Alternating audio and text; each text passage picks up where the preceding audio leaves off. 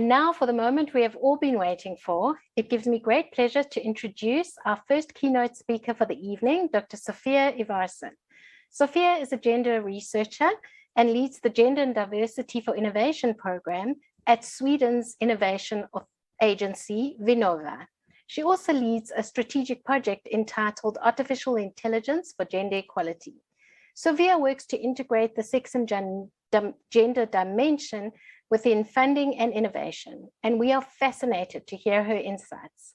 Over to you, Sophia, for your talk. Thank you very much, Ronelle, and thank you for inviting me to this summit this evening. As you heard, I represent Vinova, the Swedish innovation agency, and I will talk to you about how we integrate gender and sex and gender aspects into the research and innovation funding process. But before that, just a few words about Vinova. It's a governmental agency for research and innovation funding under the Ministry of Enterprise and Business. We are 200 employees and we have offices in Stockholm, Tel Aviv, Brussels, and Silicon Valley. Our mission is to open up for innovation that makes a difference. And we do that by identifying societal challenges, mobilize relevant actors to solve these challenges, and finance innovation projects. We open up for innovation across all sectors. We have a program for health, but we also have a lot of other programs. And what is important to understand for the rest of the presentation is that we finance consortia or project teams, never individual researchers, which of course affects how we work with our gender mainstreaming assignment.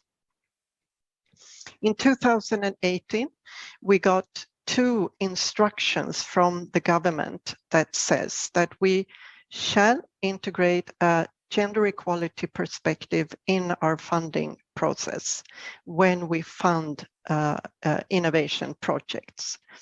But we shall also encourage and support the integration of sex and gender perspectives in the content of the research and innovation projects that we fund when it is applicable. So these are our instructions, and we have to report back to the government each year on what we have done and how successful we are.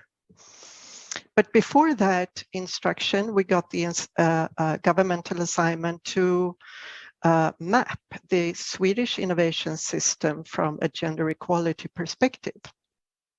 And in that mapping, we could see that overall, the public spending or financing on research and innovation goes to a large extent to men and male-dominated sectors and branches. And this, of course, affects a lot of things. It affects on what we consider an innovation to look like, what is an innovation, how we evaluate innovation. But we also found that it affects what we consider, who we consider innovation being for. And we found that many applicants, they believe that their innovative solutions were for all or gender neutral. And I think today, with the massive evidence of AI development, that we are very much convinced that that might not be the case. I think you all know about this unsuccessful facial recognition where the accuracy of detecting white men was very high, but very low when it comes to facial recognition of women of color. And we have massive evidence today that you cannot think that your innovative solutions per se are gender neutral or that they are for all. You need to make a sex and or a gender analysis of your project. So what we have done is we have organized our gender mainstreaming work in 3 dimensions: the who, what, and how. Who do we finance? What do we finance? And how do we evaluate or assess what we finance? But also we need to look at the whole funding process, from developing a program, who do we target with this program, to call text, proposal templates, the assessment groups, what is happening in the evaluation meetings, how we follow up and monitor and evaluate the ongoing projects. So throughout this process, we have integrated relevant gender aspects throughout the process that we follow up. We have also, of course, a very important, developed specific assessment criteria linked to relevant gender aspects. And these are related to the who, what, and how dimensions that we work with. So all our applicants, they have to describe their project team and how well the team is composed with regard to gender balance in the project team, but also how power and influence in the project team are distributed between women and men. And if they cannot present a gender equal project team, then they have to send in a gender equality plan and describe how they will work with gender equality throughout the project time. The potential is about assessing, and for the applicants, of course, describing the project's potential to contribute to increased gender equality with the project results. And the implementation, the how dimension, in that the applicants have to describe how well the identified gender aspects are integrated into their project plan. So these aspects are described by the applicant, and also, of course, the evaluators have to evaluate the answers on these dimensions. So now I have to refresh my clicker. And what is most important, and what I want to focus on now, is the what dimension, or the assessment criteria potential.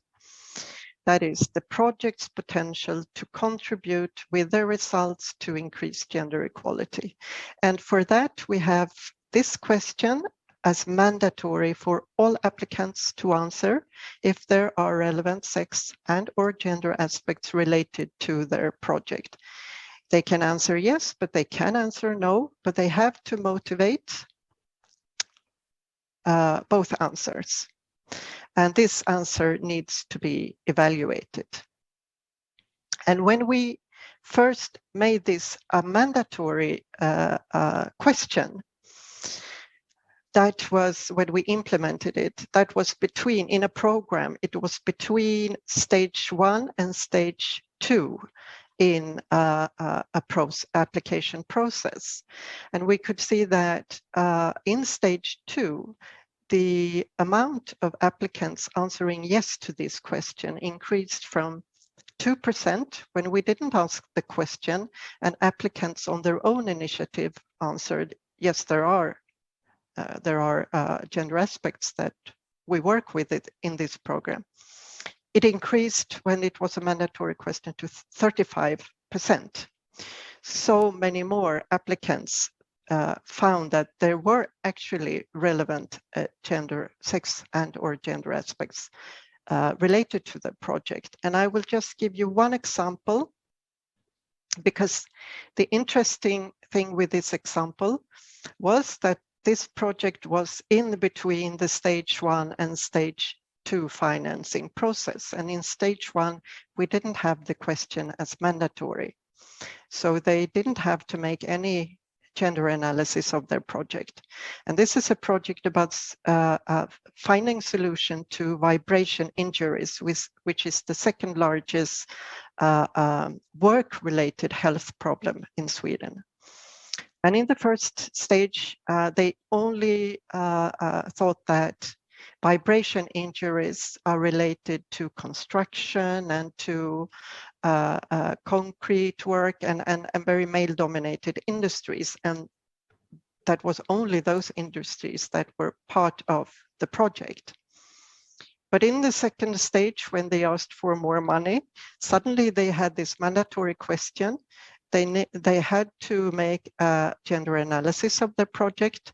And when they did, they found that, well, vibration injuries are quite common in dentistry. And that is a female-dominated occupation in Sweden. And they didn't know that before.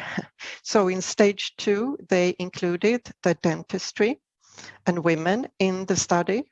And they also found that the solutions needed to mitigate this kind of injuries were different from the ones in the construction industry. So suddenly they got a much larger market to find a solution for. So this was a very interesting case for us to see the shift in the quality of the project when we asked this question. And now, again, the clicker.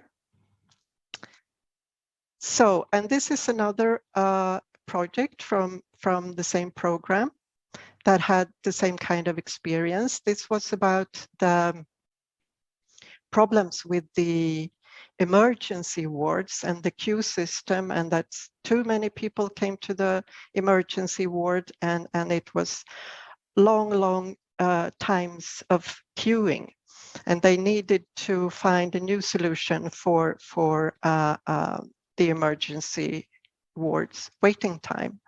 But when they made this gender analysis, they found that there were actually gender-related behaviors that seemed to impact the speed through the care system, which resulted in women waiting approximately 30 minutes longer in the waiting queue in the emergency, and that was regardless of the medical condition. It was because of their gender-related behavior, with men being much more insistent and taking up much of the the time for the staff. So, well, they moved much quicker through the emergency waiting system. So this project came up with an AI solution to mitigate for the gender-related behaviors and taking the medical conditions as the most important part. Of course, it was also the medical conditions that was the important part before this solution, but the staff didn't realize that also the gendered behavior influenced the way the patients got treatment. So with this AI solution, they mitigated for these gender-related behaviors. So when I speak too much, my mobile gets dark and then I have to start again.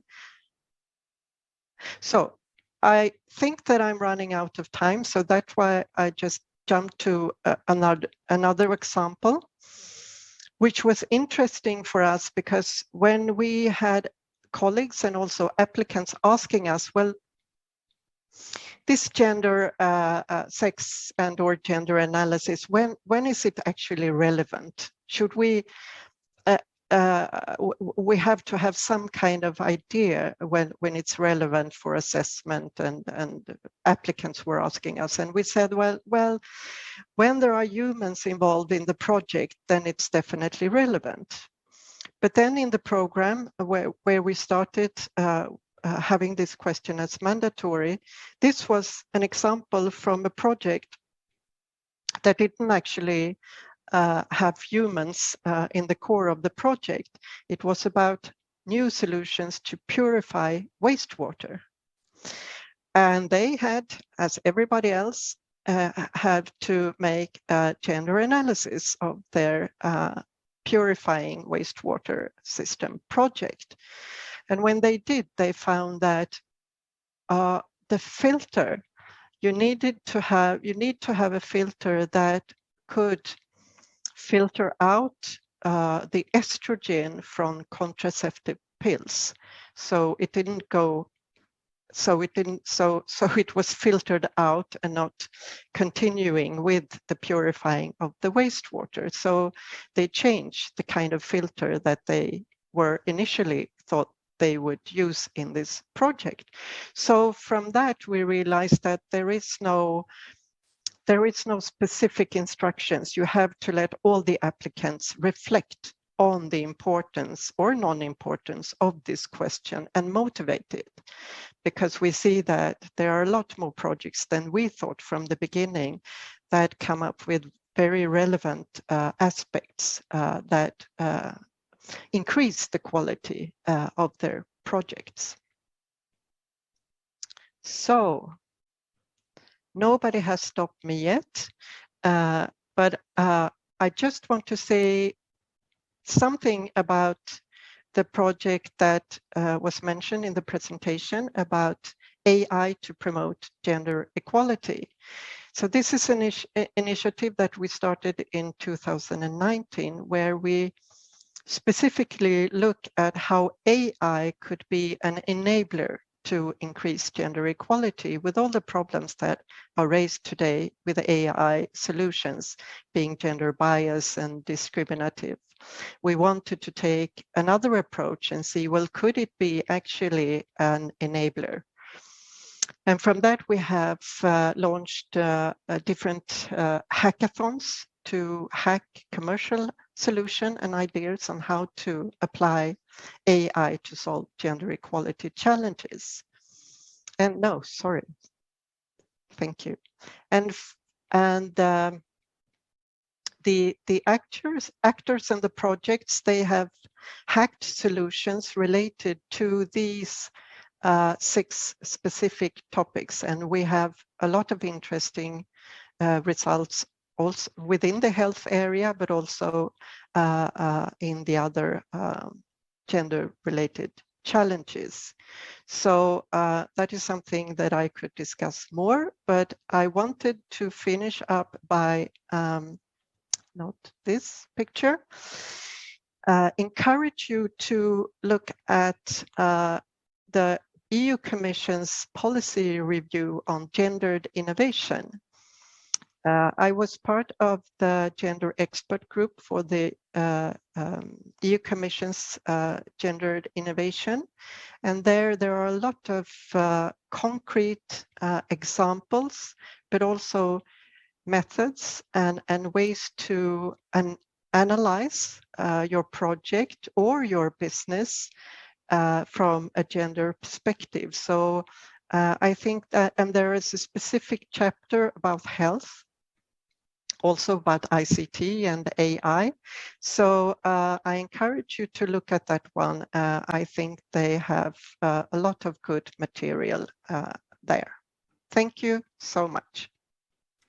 Thank you, Sophia, for all your insights into how AI can further gender equality practice, research, and technologies.